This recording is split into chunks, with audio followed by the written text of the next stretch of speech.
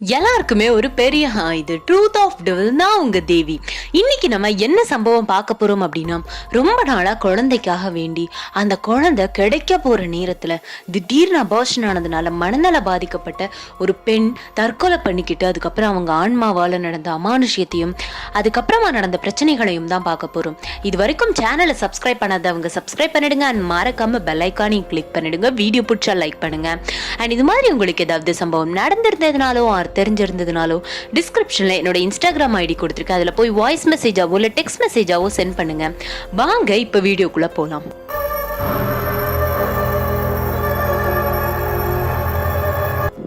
So இது எங்கே நடந்துச்சு அப்படின்னு பார்த்தீங்கன்னா, தர்மபுரியில் 2006 வருஷம் நடந்த கதை தான் இது.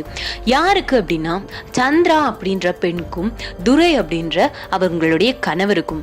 அதாவது என்ன அப்படின்னா, அவங்க 2 பேருமே ஹஸ்பண்ட் அண்ட் ஒய்ஃப். கிட்டத்தட்ட அவங்களுக்கு கல்யாணம் ஆகி ஒரு 15 வருஷம் இருக்கும். ஆனால் அவங்களுக்கு குழந்தையே கிடையாது. இந்த துரை அப்படின்றவரை பற்றி சொல்லணும்னா, இவர் ஒரு கட்டிட தொழிலாளி. அதாவது இந்த கொத்தனார் அந்த மாதிரி சொல்லுவாங்கள்ல, அந்த மாதிரி உள்ளவங்க தான்.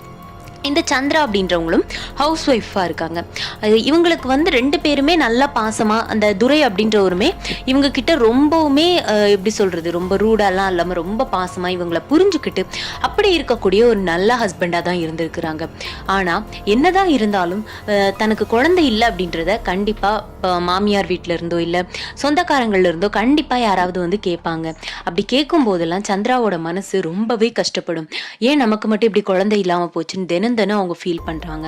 அண்ட் அது மட்டும் இல்லாம போகாத ஹாஸ்பிட்டலும் கிடையாது, பார்க்காத ட்ரீட்மெண்ட்டும் கிடையாது, அண்ட் போகாத கோவிலுமே கிடையாது. அந்த அளவுக்கு அவங்க எல்லா ட்ரீட்மெண்ட்டுமே பண்ணிட்டு இருக்காங்க. அந்த காலத்துல அந்த அளவுக்கு வசதிகள், அதாவது இப்ப இருக்கிற அளவுக்கு அங்க அப்ப வசதிகள் கிடையாதுல்ல. ஸோ கடவுளோட அருள் இருந்தாதான் குழந்தை கிடைக்கும்ன்ற மாதிரி தான் இவங்களும் ரொம்ப நாளா வெயிட் பண்ணி, கிட்டத்தட்ட 15 வருஷமா அவங்களும் குழந்தைக்காக வெயிட் பண்ணிட்டு இருந்தாங்க. அப்படி இருக்கிறப்பதான் அவங்களுக்கு ஒரு நல்ல செய்தி கிடைச்சிருக்கு. என்ன அப்படின்னா, அவங்க பிரெக்னென்ட் இருக்கிறாங்க அப்படின்ட்டு. அந்த பிரெக்னென்ட் இருக்கிறாங்க அப்படின்னு தெரிஞ்சதுமே இந்த சந்திராவையும் துரையும் கையிலேயே பிடிக்க முடியாது. ஏன் அப்படின்னா, அவங்க 2 பேர்த்துக்கும் அப்படி ஒரு சந்தோஷம். 15 வருஷம் கழிச்சு தனக்கு ஒரு குழந்தை பிறக்க போகுது அப்படின்ற அந்த சந்தோஷம் சந்திரா துரை 2 பேர்த்துக்குமே அந்த அளவுக்கு ரொம்பவுமே ஒரு எப்படி சொல்றது, ரொம்பவுமே அவங்க 2 பேருமே ஹாப்பியா இருந்திருக்கிறாங்கன்னே சொல்லலாம். அப்படி இருக்கையில தான் அவங்க ரொம்ப கவனமா குழந்தைய பழக்கிறதுலையும் அந்த குழந்தை பிறக்க போகிறதையும் நினைச்சு அந்த அளவுக்கு ஆனந்தமாகவும் இருந்திருக்காங்க, கவனமாகவுமே இருந்திருக்கிறாங்க. அப்படி இருக்கிற நாளையில தான் ஒரு எமர்ஜென்சி, கிட்டத்தட்ட இவங்களுக்கு ஒரு 6 மாதம், இவங்க 6 மாதம் ப்ரெக்னெண்ட்டாக இருக்கும்போது திடீர்னு அவங்களுக்கு ஒரு எமர்ஜென்சி வருது. என்ன எமர்ஜென்சி அப்படின்னா, அவங்களோட சொந்தக்காரங்க ஒருத்தங்களுக்கு உடம்பு சரியில்லாமல் திடீர்னு இறந்து போயிட்டாங்க அப்படின்னு. ரொம்ப நெருங்கின சொந்தம், அதாவது இவங்களோட மாமனார் வழியில் ரொம்ப நெருங்கின சொந்தம், அந்த மாமனாரோட தம்பி, அந்த முறையில் வரக்கூடிய சொந்தம் அப்படின்றதுனால நம்ம கண்டிப்பாக போய் தான் ஆகணும் அப்படின்னு சொல்லிட்டு இவங்க போகலாம் அப்படின்னு முடிவு பண்ணுறாங்க.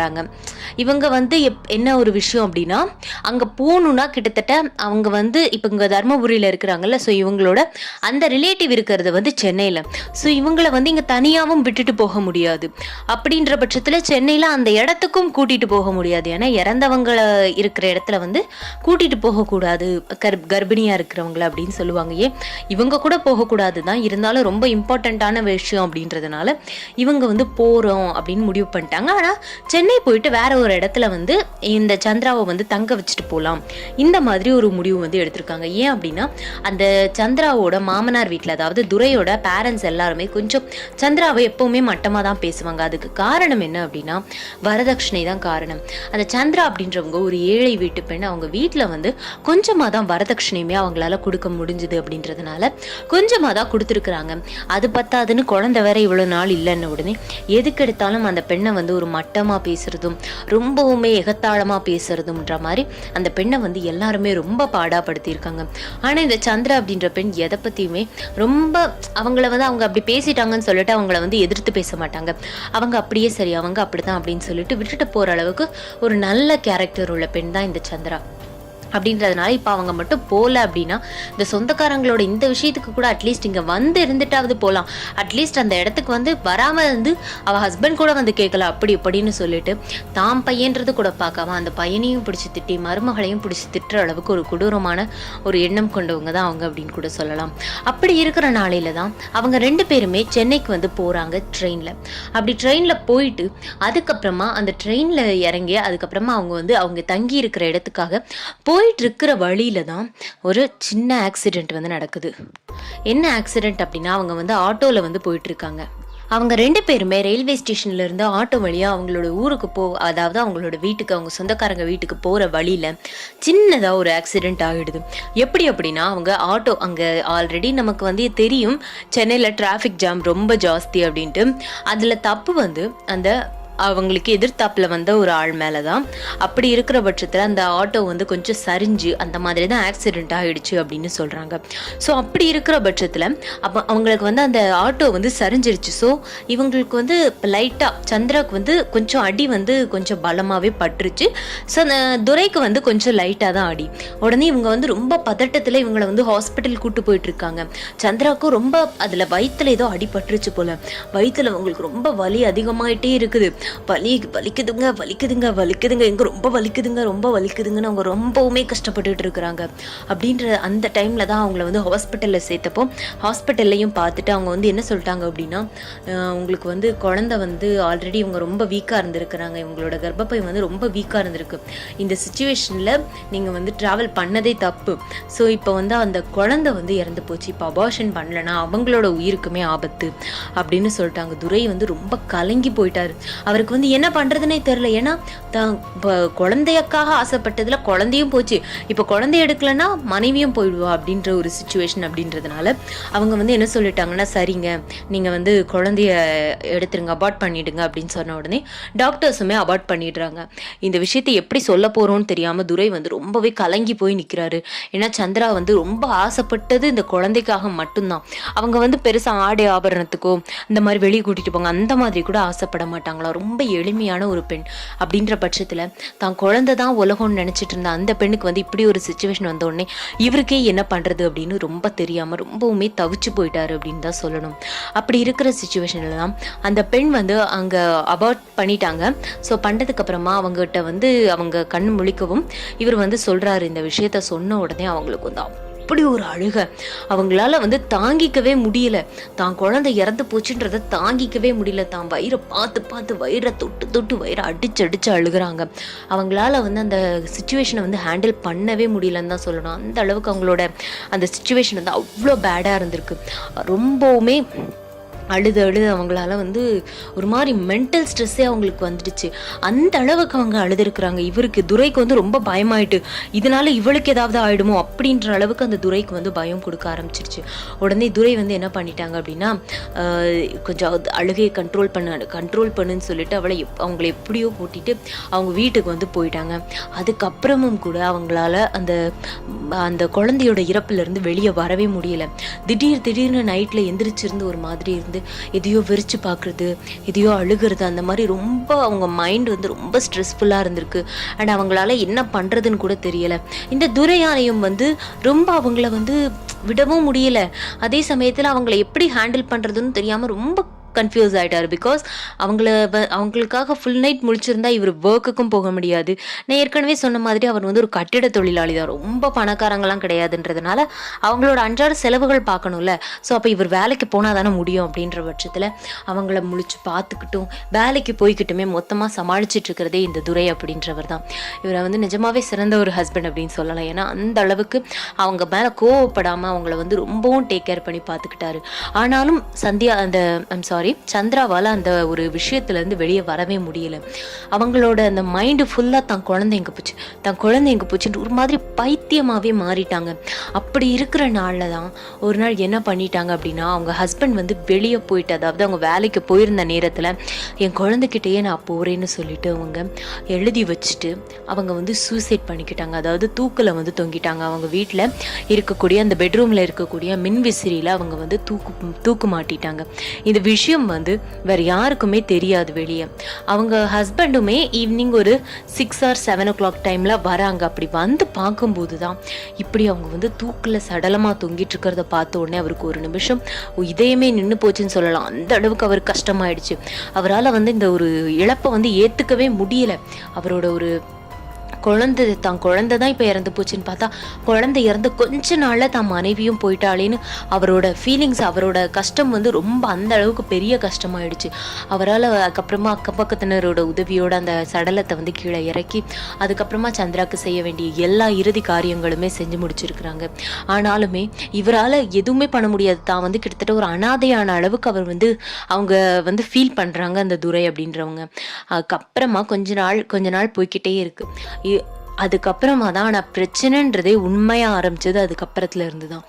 ஏன் அப்படின்னா அதுக்கப்புறமா அந்த பெண்ணோட, அதாவது அந்த சந்திராவோட இந்த உருவங்கள், அதாவது அந்த பெண் வந்து அங்கே இங்கே நடமாடுறது அப்படி இருக்கிறத சில பேர் வந்து பார்த்துருக்குறாங்க. இதுக்கு யார் வந்து இதை வந்து கொஞ்ச நாள் கழிச்சு இந்த துரை அப்படின்றவங்க கிட்ட ஒருத்தங்க வந்து நேரடியாகவே சொல்லிட்டாங்க. ஏன்னா சில பேர் பார்த்துருந்தாலும் கூட இதை போய் தான் ஆல்ரெடி பிள்ளையவும் இழந்துட்டான், பொண்டாட்டியவும் இழந்துட்டான், இவங்க கிட்ட போய் நம்ம எப்படி சொல்றதுன்னு சில பேர் அமைதியாக இருந்தாலும் ஒருத்தர் வந்து கடைசியில் மனதைரை தவற வச்சுட்டு சொல்லிட்டாரு. என்ன சொன்னாரு அப்படின்னா, அந்த பெண் வந்து அந்த சந்திரா அப்படின்ற அந்த பெண் வந்து கடைக்கு போயிட்டு அடிக்கடி ஏதாவது வாங்கணும்னு சொல்லிட்டு கடைக்கு போயிட்டு வர்றது, அந்த அப்புறம் தண்ணி எடுக்கிறதுக்காக சொல்லுவாங்கல்ல, குடத்துல தண்ணி எடுத்துட்டு வருவாங்கல்ல, அது போயிட்டு வர்றது எல்லாமே அந்த பெண் வந்து தான் வீட்டில இருந்து இன்னொரு தெருவுக்கு தான் போயிட்டு வரும். ஸோ அந்த தெரு முனையில அந்த தெருவுக்கு வந்து போயிட்டு வர்றது வந்து ஒரு வளைவு மாதிரி உண்டு. ஸோ அந்த வளைவுல இந்த பெண் இந்த ஆள் வந்து நைட்டு ஒரு 10 o'clock போல அவர் வேலையை முடிச்சுட்டு வந்துட்டு இருக்கிறாரு. அப்படி இவர் வந்துட்டு இருக்கும்போது அங்க வந்து ஒரு பெண் உட்காந்து அழுதுட்டு இருக்கிற மாதிரி இவருக்கு ஃபீல் ஆயிருக்கு. அவர் பார்க்குறாரு, அங்கே வந்து ஒரு பெண் வந்து உட்காந்துருந்து ஓன்னு அழுதுட்டு இருக்கிறாங்க. ஆனால் அவங்களோட சத்தம் மெல்லிசா தான் கேட்குது, ரொம்ப மெல்லிசாலாம் இல்லை. ஒரு ஆள் அழுகிற சத்தம் கத்தாமல் இருந்தால் எப்படி கேட்குமோ அந்த மாதிரி கேட்குது. அவரும் போய் பக்கத்தில் போய், ஏம்மா யாருமா நீ, ஏம்மா இந்நேரம் எங்கே உட்காந்து அழுதுகிட்டு இருக்கிற அப்படின்னு கேட்கவும் அந்த பெண் வந்து எப்படி உட்காந்துருந்தாங்க அப்படின்னா, அவங்க வந்து தலையை வந்து கீழே சரிச்சுக்கிட்டே உட்காந்து அழுதுட்டு இருந்திருக்காங்க. அதனால இவருக்கு முகம் சரியாக தெரியலை. அப்படின்ற பட்சத்தில் அந்த பெண் லைட்டாக முகத்தை தூக்கி, என் குழந்தைய காணோம்ல, என் குழந்தை எங்கே போச்சுன்னு தெரியல, அந்த மாதிரி சொல்லவும் தான் இவர் முகத்தை பார்த்துருக்குறாரு. அது வந்து இறந்து போன சந்திரா தான். அதை பார்த்த உடனே இவருக்கு அங்கே இருக்க முடியல, கை காலெல்லாம் வெடவடத்து போயிடுச்சு. அடா போங்கடா நீங்களும் உங்க இதுன்னு சொல்லிட்டு அப்படியே பிச்சுக்கிட்டு ஓடிட்டாரு. அவர் அதுக்கு முன்னாடியே, ஆனால் சில பேர் இந்த நிகழ்வை வந்து ஒவ்வொரு இடத்துலையும் பார்த்துருக்காங்க. அதாவது சந்திரா அதிகமாக போகக்கூடிய இடங்கள், அந்த மாதிரி சில இடங்கள்லையும் பார்த்துருக்குறாங்க. சில பேர் சந்திராவோட வீட்டு முன்னாடி கூட பார்த்துருக்காங்க. ஆனால் அப்போ வரைக்குமே துரைக்கு வந்து அந்த ஒரு காட்சி வந்து அவர் அது வரைக்கும் பார்த்ததே இல்லை. ஆனால் மற்ற நிறைய பேர் வந்து இதை வந்து பார்த்துருக்குறாங்க. அப்படின்ற பட்சத்தில் ஒரு நாள் இதை வந்து ஒரு பெரியவர் இந்த மாதிரி துரை கிட்ட சொல்லவும் செஞ்சுட்டார். அவருக்கு வந்து அவ்வளோ கஷ்டமாக இருக்குது. தான் என் மனைவி வந்து இறந்து போயும் கூட இவ்வளோ பிரச்சனைகள் நடக்குது, தான் மனைவி வந்து இப்படி இறந்துட்டா, அந்த கஷ்டம் கூட என்னை விட்டு போகலை, அதுக்குள்ளே இப்படி ஒரு பிரச்சனையான்னு சொல்லிட்டு அவருக்கு என்ன சொல்கிறதுனே தெரியலை. அந்த அளவுக்கு அவரோட மனநிலை வந்து அந்த அளவுக்கு மோசமாயிடுச்சு. அப்போதான் அந்த ஊருக்கு ஒரு பெண் வந்து திருமணமாகி வராங்க. அந்த ஊரில் உள்ள ஒரு வாலிபனை திருமணம் பண்ணின ஒரு பெண் வந்து வராங்க. அவங்க பேர் எப்படின்னா கலா அப்படின்ற பெண்ணு. அந்த பெண் வந்து அப்பதான் திருமணமாகி வந்திருக்காங்க. வந்து கிட்டத்தட்ட அப்பதான் அன்னைக்கு உடனே அந்த டைம்ல கிடையாது, ஒரு 3 months கேப் இருக்கும். So 3 months. ஸோ அப்படி இருக்கிற நேரத்தில் அந்த பெண் வந்து அந்த நேரத்தில் தான் மாசமாக இருக்கிறாங்க. மாசமாக இருக்கவும் அந்த பெண் வந்து அங்கேயும் இங்கேயும் அவங்க சொந்தக்காரங்க வீட்டுக்கு அந்த மாதிரி தான். அவங்க வீடு எங்கே இருக்குது அப்படின்னா, இந்த துரை அப்படின்றவரோட வீட்டுக்கு ஒரு 4 வீடு தள்ளி தான் இருக்குது. ஸோ 4 வீடு தள்ளி இருக்குது. அவங்க வந்து எங்கேயாவது வெளியே போயிட்டு அப்படி இப்படின்னு வருவாங்க. ஆனால் யாருமே அவங்கள வந்து கருக்கல்ல வெளியே போக அனுமதிக்கவே மாட்டாங்க. இருந்தாலும் ஒரு நாள் அவங்க வந்து ஏதோ வாங்கணும் அப்படின்னு சொல்லிட்டு கருக்கல்ல அவங்க வீட்டில் யாரும் இல்லாத நேரத்தில் அவங்க வெளியே போயிட்டு வந்திருக்கிறாங்க. அதுக்கப்புறத்துல இருந்து அவங்களோட ஒரு நடவடிக்கையே ரொம்ப மாற ஆரம்பிச்சிருக்கு. ஏன் அப்படின்னா, இந்த கலா அப்படின்ற அந்த பெண் வந்து ரொம்ப ரொம்ப ரொம்ப வாயாடி தான் பேசிக்கிட்டே இருப்பாங்க. அவங்க பேச்சை நிறுத்த கூட முடியாது. ரொம்ப துருன்னு எப்பவுமே ஏதாவது பண்ணிக்கிட்டே இருப்பாங்க, அமைதியாகவே இருக்க மாட்டாங்க. அந்த மாதிரி இருக்க பெண் அதுக்கப்புறத்துல இருந்தே ரொம்ப அமைதியாக மாற ஆரம்பிச்சிட்டாங்க. எதுவாக இருந்தாலும் அமைதியாக எதுவுமே பேச மாட்டாங்க. இது மட்டும்தான். மற்றபடி எதுவுமே பேசாத அளவுக்கு ரொம்ப அமைதியாக மாறிட்டாங்க. எல்லாருக்குமே இது ரொம்ப சந்தேகமாகவே இருந்திருக்குது. என்ன நடக்குது, ஏன் இப்படி ஆயிட்டா அப்படின்னு சொல்லிட்டு எல்லாருக்குமே ரொம்ப சந்தேகமாக இருந்திருக்கு. இருந்தாலும் சரி, அது பீரியட் அந்த ப்ரெக்னென்ட் டைமில் ஏதாவது அடிக்கடி மாறுறதுன்னு சொல்லிட்டு அப்படியே கண்டுக்காமல் விட்டுட்டாங்க. ஆனால் இது எவ்வளோ பெரிய பிரச்சனைன்றது அவங்களுக்கு அப்போ தெரியாமல் போயிடுச்சு. அந்த பெண்ணோட சில மாற்றங்களை பார்த்துட்டு சரி அவள் வந்து ப்ரெக்னெண்ட்டாக இருக்கான்னு விட்டுட்டாலுமே சில பேருக்கு டவுட் வந்து இன்னும் அதிகமாகிடுச்சு. அதாவது அந்த பெண்ணோட மாமனாருக்கு மாமியாருக்குமே டவுட் அதிகமாகிடுச்சு. அவங்க தான் அந்த காலத்து ஆளுங்களாச்சு, எதையா இருந்தாலும் டக்குன்னு கண்டுபிடிச்சிருவாங்கல்ல. அப்படி இந்த பெண்ணுக்கு ஏதோ ஒரு பிரச்சனை இருக்குதுன்னு கண்டுபிடிச்சு அவங்கள வந்து கோயிலுக்கு கூட்டு போகலாம், அதாவது அந்த கலாவதி அப்படின்ற அந்த பெண்ணை வந்து கோயிலுக்கு கூட்டிட்டு போகலான்னு முடிவு பண்ணியிருக்காங்க. சரின்னு சொல்லிட்டு கலாவதி கிட்ட சொல்லும்போது அவங்க வந்து இல்லை நான் வரல, என்னால் வர முடியாது அப்படின்னு சொல்லிட்டு ஒரு மாதிரி மழுப்புறாங்க. எதுக்கு வர முடியாது, நீ வா அப்படின்னு சொல்லும்போது நான் வரமாட்டேன் அப்படின்னு ரொம்பவுமே அடமெண்டா ஒரு மாதிரி அவங்க சொல்றதுல அந்த பழைய கலாவதியோட அந்த டோனியே தெரியல. ஒரு மாதிரி டிஃப்ரெண்டான ஒரு டோன்ல இவங்க பேசவுமே இவங்களுக்கு வந்து கன்ஃபார்மே ஆயிடுச்சு ஏதோ தப்பா இருக்கு அப்படின்னு சொல்லிட்டு. சரின்னு சொல்லிட்டு இவங்க என்ன பண்ணிட்டாங்க, அந்த கோவில்ல சாமி ஆடக்கூடிய ஒரு பூசாரியை வந்து இங்க வீட்டுக்கே வர வச்சிட்டாங்க. அப்படி வீட்டுக்கு வர வைக்கவுமே அந்த பெண் வந்து அந்த ஒரு மாதிரி ஆடுறாங்க. அவங்களால ஒரு மாசமா வேற இருக்கிறாங்க, கிட்டத்தட்ட ஒரு 5 மாசம் இருக்கும். அப்படி இருக்கிற பட்சத்துல, அதாவது இது வந்து அந்த 3 மாசம் கல்யாணம் முடிஞ்சதுக்கு அப்புறமா இன்னொரு 3-4 மாசம் கழிச்சு நடந்ததுதான். அதுக்கப்புறமா அந்த பெண்ணோட அந்த அட்டகாசம் அப்படி ஆடுறாங்க. அந்த பூசாரிக்குமே இவங்களை வந்து ரொம்ப கஷ்டப்பட்டு தான் கண்ட்ரோல் பண்ணிட்டு, நீ யார், உனக்கு என்ன வேணும்னு கேட்கும்போது அந்த பெண் வந்து அவ்வளோ ஆக்ரோஷத்தில் இருக்காங்க. குழந்தைய பறி கொடுத்த அந்த சந்திரா தான் இவங்க உடம்புல வந்திருக்கிறாங்க அப்படின்றது அப்பதான் எல்லாருக்குமே தெரிய வருது. அந்த சந்திரா வந்து சொல்லிட்டாங்க, நான் வந்து என் குழந்தைய இழந்துட்டேன், ஆனால் இவ குழந்தைய நான் தான் வளர்ப்பேன், இவ குழந்தை எனக்கு தான் அப்படின்னு சொல்லிட்டு ஒரு மாதிரி ரொம்ப அரகண்டா இருக்கிறாங்க. அந்த நேரத்துல தான் அந்த கலாவதியோட ஹஸ்பண்ட் ரவியுமே அங்கதான் இருந்திருக்கிறாங்க. அவங்களுக்குமே என்ன பண்றதுன்னு தெரியல. இந்த பூசாரி வந்து என்ன சொல்லிட்டாருன்னா, இங்க இது சரியாகாது, நீங்க கோயிலுக்கு கூட்டிட்டு போங்க, வேற ஏதாவது அந்த பெரிய கோயில் அந்த மாதிரி ஒரு கோவிலுக்கு வந்து இவர் சஜஸ்ட் பண்ணவுமே இவங்களும் சரின்னு சொல்லிட்டு அவங்கள ரொம்பவும் கண்ட்ரோல் பண்ணி அந்த கோவிலுக்கு வந்து கூட்டிட்டு போறாங்க.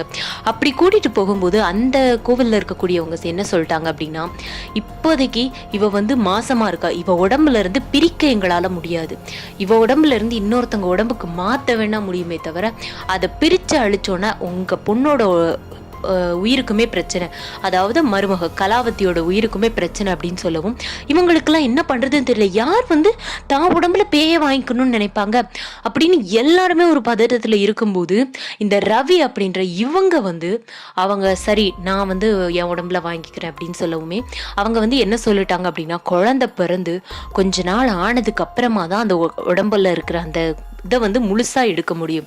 அதாவது குழந்தை பிறந்த உடனே கூட அந்த குழந்தைக்கும் அம்மாவுக்கும் இருக்கிற அந்த உறவு வந்து அப்படியே இருக்கும். குழந்தைக்கு காய்ச்சல் வந்தா அந்த அம்மாவுக்கு காய்ச்சல் வந்தா குழந்தைக்கு காய்ச்சல் வரும், அம்மாவுக்கு சளி பிடிச்சா குழந்தைக்கு சளி பிடிக்கல, அந்த பாண்டிங் இருக்கிற வரைக்கும் அந்த இதை வந்து அழிக்க முடியாது அந்த ஆவியை. ஸோ கொஞ்ச நாள் ஆகும் அப்படின்னு சொல்லவும் சரின்னு சொல்லிட்டு ரவி வந்து தன் மனைவிக்காகவும் தன் குழந்தைக்காகவும் அந்த ஆத்மாவை தான் உடம்புல ஏத்துக்கிறதுக்கு தயாராயிட்டாரு. அப்படி அந்த குருபத் அந்த பேயை வந்து அப்படி மாத்தி இந்த உடம்புல வைக்கவுமே, ஆனா அதால எதுவும் சேட்டை, அதாவது வெளியே வந்து ஆட முடியாது, அந்த மாதிரி எதுவும் பண்ண முடியாது. ஆனா அவருக்கு வந்து பிரச்சனையை கொடுக்க முடியும். அவருக்கு வந்து அடிக்கடி உடம்பு சரியில்லாம வரதும் அடிக்கடி ஏதாவது பிரச்சனை வரதும் அப்படியே தான் இருந்திருக்குது. கிட்டத்தட்ட அந்த குழந்தை பிறந்து அந்த குழந்தைக்கு கிட்டத்தட்ட 3 வயசு ஆகிற வரைக்கும் அந்த பையன், அதாவது ரவியோட உடம்புல அந்த ஆன்மா வந்து இருந்துகிட்டே தான் இருந்திருக்கு. அடிக்கடி அவரை நைட்ல பயமுறுத்துறது, அதாவது கனவுல பயமுறுத்துறது, நேர்ல பயமுறுத்துறது, இந்த மாதிரி ரெகுலராகவே நடந்துக்கிட்டு தான் இருந்திருக்கு. ஆனா தன் மனைவிக்காகவும் குழந்தைக்காகவும் அதை வந்து யாருக்கிட்டையுமே சொல்லாம ரவி வந்து அப்படியே அதை வந்து மறைச்சுக்கிட்டே தான் இருந்திருக்கிறாரு. அதுக்கப்புறமா கிட்டத்தட்ட 3 வருஷம் கழிச்சு திரும்ப அந்த கோவிலுக்கு போகவும் தான் அந்த பூசாரி வந்து திரும்ப அந்த பெண்ணோட உடம்புலையுமே கொஞ்சம் வந்து ஒட்டிட்டு தான் இருந்திருக்கு. அதையும் இவரோட உடம்புலையும் இருக்கிற ஆன்மாவை சேர்த்து அந்த பெண், அதாவது இந்த சந்திரா அப்படின்ற இந்த பெண்ணை வந்து மொத்தமா அந்த பெண்ணை வந்து உடம்புல இருந்து விரட்டியிருக்காரு. அதுக்கு மேற்பட்டு அந்த உடம்புல வந்து அந்த பெண் வந்து வர முடியாது அப்படின்னு சொல்லி அதுக்கப்புறமா தான் எல்லா பூஜையுமே செஞ்சு முடிச்சிருக்கிறாரு அப்படின்னு சொல்றாங்க. ஸோ அதுக்கப்புறமா அந்த பெண்ணால எந்த பிரச்சனையும் இல்லை. இவங்க கணவன் மனைவி அப்புறம் அவங்க குழந்தையோட சந்தோஷமா இருக்காங்க. ஆனா அந்த துரை அப்படின்றவர் அதுக்கப்புறமா திருமணமே பண்ணிக்கலையாம். அவருக்கு இந்த விஷயம் தெரிஞ்சு இவர் இன்னும் கஷ்டமா தான் ஆனாரு. ஆனா இவங்க குடும்பத்துல இருக்க யாரும் அவர்கிட்ட போய் சண்டை போடலை. ஏன்னா காரணம் அவர் கிடையாது. சந்திராவோட ஆன்மா வந்திருக்குன்னா அதுக்கு காரணம் இவராவா இருக்க முடியும். அதனால காரணம் அவர் கிடையாதுன்னு இருந்ததுனால இந்த குடும்பத்துல யாருமே அங்க போய் சண்டை போடலாம். ஆனாலும் துரைக்கு ரொம்பவுமே மனசு கஷ்டத்துல அவர் கடைசி வரைக்கும் திருமணமே பண்ணிக்காம தான் இருந்திருக்காரு. அதுக்கப்புறம் இப்ப வரைக்குமே அவர் திருமணம் பண்ணிக்கல அப்படின்னு தான் சொல்றாங்க. ஸோ இதுல நீங்க தெரிஞ்சுக்க வேண்டியது, நான் தெரிஞ்சுக்க வேண்டியது முக்கியமா ஒரு விஷயம் இருக்குது. இந்த சந்திரா அப்படின்ற இந்த பெண்ணை ரொம்ப ரொம்ப பாதிச்சது அந்த குழந்தை இல்லாதது கூட கிடையாது. அந்த குழந்தையால மற்றவங்க தன்னை அந்த மலடின்னு சொல்றது தான். மற்றவங்க இந்த குழந்தை இல்லாம போயிருந்தா கூட மற்றவங்க தனக்கு கொஞ்சம் சப்போர்ட்டா இருந்திருந்தா அவங்க கண்டிப்பா இந்த முடிவு எடுத்திருக்க மாட்டாங்க.